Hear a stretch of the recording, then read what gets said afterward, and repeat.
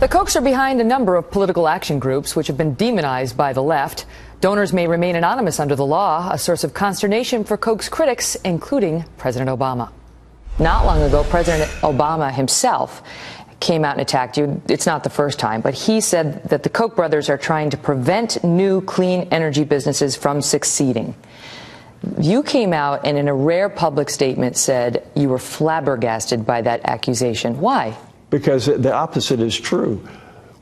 All of our policies are based on whether it will enable people to improve their lives or it will make their lives worse. On the comments made by President Obama, beneath the dignity of the office? Well, I think it is to misrepresent what a company stands for and attacking private citizens for trying to help people improve their lives. Do you believe that the Democrats, including the president, have tried to make boogeymen out of you and your brother David? Oh, definitely. That's a full-time job on their part. I mean, and that's why I've never been that fond of politics and only got into it recently, kicking and screaming, because I don't think politicians are going to reverse the trajectory of this country. I think it's going to depend on the American people understanding what is fair and what makes their lives better. Why do you think they've been so relentless in their attacks? Harry Reid, your brother David pointed out, mentioned the Koch brothers 289 times from the Senate floor. They have painted you as evil. They actually put you, the White House actually put you on an enemies list back in the 2012 campaign. Well, I mean that's very sad. That's what we've come to. Because, in fact, what we're trying to do is the opposite. Is it dangerous? I know you've gotten death threats. Yeah, I get a lot of death threats. But the way I look at it is I feel I have a moral obligation to do the best I can to make the country better for everybody. And that threatens certain people, because they're going to have much less power. I want the power to go back to people making decisions over their own lives rather than some experts making it. Are you a libertarian? No, I have been a libertarian in my past, but now I consider myself a classical liberal. Classical liberal, what does that mean? Classical liberal is someone who wants a society that maximizes peace, civility, tolerance, and well-being for everyone. One that opens opportunities for everyone to advance themselves. Koch didn't want to reveal his opinions on individual candidates, but we tried. So the L word will have people asking, is he going to vote for Hillary Clinton? Well, I mean, putting aside all the things that are said about Hillary today, my main difference with her is on the vision of what kind of society will make people's lives better.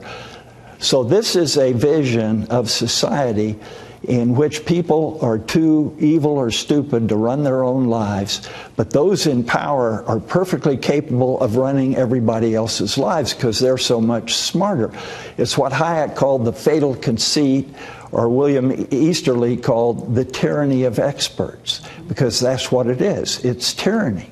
So this discussion will now have people thinking, aha, he likes Rand Paul. He has libertarian leanings. He wants government out of our lives. Is Rand your guy? No, I don't have a guy. I have these principles and what I'm trying to accomplish, and what we need, to me, is a candidate that will help change the trajectory of the country from all this wasteful, irresponsible spending that's heading us for a financial cliff, not just by the Democrats, but by the Republicans. The reason we tend to support Republicans is they're taking us toward the cliff at only 70 miles an hour, and the Democrats are taking us 100 miles an hour. They say you're going to spend $900 million on the presidential race this cycle. Is that true? No, not even close. Koch says it's actually more like $300 million, and not all will go toward the presidential race.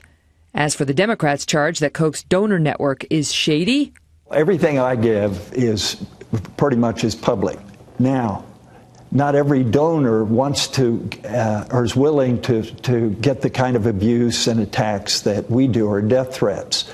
So they're not willing to have their names out. And I think the other side is pushing for that because they want to intimidate people so they won't oppose them. But Charles Koch is not intimidated and not slowing down anytime soon. At 79 years old, you still work 9 hours a day. You come home and have more dinner. Than that. You come home and have dinner with Liz, and then you work again after dinner. Okay, now you got right, so there, we got Sorry, thank you so much. Why? Why do you still work so hard? Because I feel a passion for what we're trying to do. I mean, why does somebody who's old, who's a writer, keep writing? Because that's who they are. That's their nature.